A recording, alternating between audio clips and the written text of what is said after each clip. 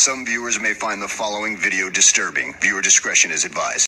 After Sam would actually leave Ashley's body in the wooded area in Citizens Park, it's there he would get into his car and he would drive off and go home. It is there he would actually take a shower, get dressed, and go down to the country club and line dance the afternoon, and around 10 o'clock go home and go to bed. Around the time that Michelle and David would be frantically looking for their missing daughter. The following morning, Sam would actually wake up and actually get ready and go to work. And as we know now, the police had already been doing their investigation trying to find Ashley.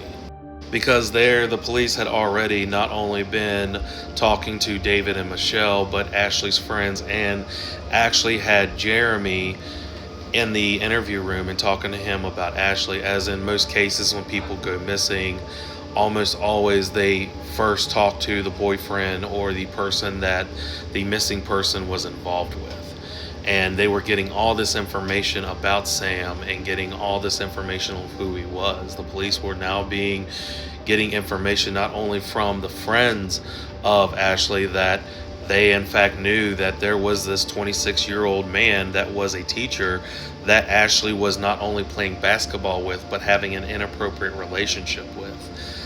They would also find out from Jeremy that there in fact was a gentleman named Sam that Ashley was talking to a lot on the phone. And it's around this time the police would also get a phone call and inform the police that they had actually looked up the phone records of Ashley and found that there was a number that was calling their daughter a lot. And they would actually call this number to find out who it was, and would tell the police that there was a Sam that answered the phone and was acting very suspicious. And it's around this time that the police decided they were going to pick up Sam. Now, once they had Sam in custody, they would really start honing in on Sam and asking him questions about Ashley. And they would actually inform him that they knew from Jeremy that he had actually been playing basketball with Ashley, and would even ask, don't you think that's kind of inappropriate? A 26-year-old man meeting up privately with a 17-year-old girl to play basketball. And he would actually inform the police that it wasn't anything inappropriate, it was very platonic. But then he would also add the fact, but we do occasionally hug, that's not sexual, right? The police would double down on this question and actually tell Sam that they actually knew that there was something more in the relationship, because they had actually talked to Ashley's friends. And Ashley's friends had confided in the police and told them that there was in fact an actual relationship going on between Sam and Ashley. It's at this point that Sam starts cracking under the pressure, and it's there that he tells the police, well, we didn't kiss. It would emphasize that we didn't kiss multiple times before telling the police that he and Ashley actually had schmecks in the back of his car. But would also go back and tell the police, but I felt really bad for it, but we didn't kiss. The police would start doubling down on their interrogation, and Sam really starts cracking under pressure, and he finally admits, okay, I was with Ashley the night that she went missing. And the police would ask what happened. And it's to this point that Sam would start lying to the police. He was sticking to the story, but more or less twisting and contorting the story to kind of fit his version, so he didn't look guilty and made him look like a victim. And would tell the police that when he went and met up with Ashley, it was to actually break off the relationship with Ashley. And would tell the police that at this news that Ashley was completely hysterical and she just was not wanting the relationship to end. He would also tell the police that he had just been tired of the relationship because she was becoming obsessed. Which is kind of crazy to me, because the police can see these phone records. They may have not known what the conversation was between you and Ashley, but they have legitimate documents, records, showing that you were the one that was obsessively calling and texting and meeting up with this 17-year-old girl. It's there he would tell the police that as Ashley was acting frantic and hysterical, that he would actually kick her out of the car and drive off. To which the police would say, well, why did you just leave her there? And this made things even more suspicious, because it's at this point that Sam, if it had not been suspicious enough, would tell the police that he had a weak stomach.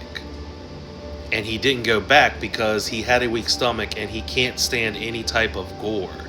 And he wouldn't be able to stomach it if he drove back, and she would be lying on the road or on the side of the road. And would even use the reference of Texas Chainsaw Massacre and would say, I can't stand stuff like that. It's at this point that the police would actually get out of the interview room to take a break, and that's where they would run into their lead detective. Now, the lead detective had a little secret of his own, and that was that the lead detective actually knew Sam Shelton, as he had actually taught Sam Shelton in Boy Scouts about law enforcement. So the lead detective would actually walk up to the police and tell them, hey, I know this guy. And not only do I know this guy, I've known him since he was a kid, and I think I can get to him. So the police would actually tell the lead detective, hey, if you think you can get him to confess, by all means, go in there. So the lead detective would actually go into the interview room and sit down with him, and he would mention the one thing that he knew would crack Sam Shelton, and that, of course, would be his grandmother. So as they're sitting there, he would sit and look at Sam Shelton and be like, what would Grandma think if this information was laid out like this? You know, your grandmother had always told you to tell the truth. What would your grandma say? And to this news, it would completely break Sam. And for the first time, we see like actual real emotions from Sam, and he starts crying real tears. And it's at this point the lead detective walks out and tells the police, I think we got him. He's ready to confess. Now, once they return back, he was ready to confess, but of course, Sam is not going to confess. That's going to make him look guilty. He's only going to say a portion of the story that's going to make him look like a victim. And that's exactly what he did. Now, once the police and the lead investigator would actually go back into the interview room, it's there that Sam would start talking to the police and said that he didn't leave Ashley left there on the side of the road after she would have a fit, and would tell the police that as she was being frantic, she was attacking him and he had to defend himself. So he would pull his car over to the side, he would open the passenger door, and he would drag Ashley out of the car in a chokehold, but would tell the police he did not know his own strength. And while he was trying to pull her in the chokehold, he would actually break her neck, and would talk about how her body went limp, and was at the point that would tell the police that he put her back into the car and drove off 10 minutes over to Citizens Park and would put her body in a wooded area. It's there the lead detective would ask, we need to find her, to which Sam would look at the lead detective and say, I'll have to show you. Now, I want to stress this right now. Ashley has been missing for 30 hours. She has been in this wooded area for 30 hours. When they would arrive at Citizens Park, it would be well into nighttime, and Sam really had a hard time trying to find where he left Ashley's body, and the police and Sam would actually be looking for about 30 minutes. And police were starting to feel like that Sam was playing games, and then it is around that time that they would start seeing signs of where Ashley was, and they would actually find the body of Ashley. The police were completely heartbroken and crushed, and they would rush over there to see her twisted and contorted body. But something happened that they did not expect. They would see her chest rising. Even with a broken neck, even after being out there for 30 hours, even after being strangled by Sam so much, she was still fighting for life. So they would quickly take her to the hospital and inform David and Michelle, but she wasn't out of the woods yet.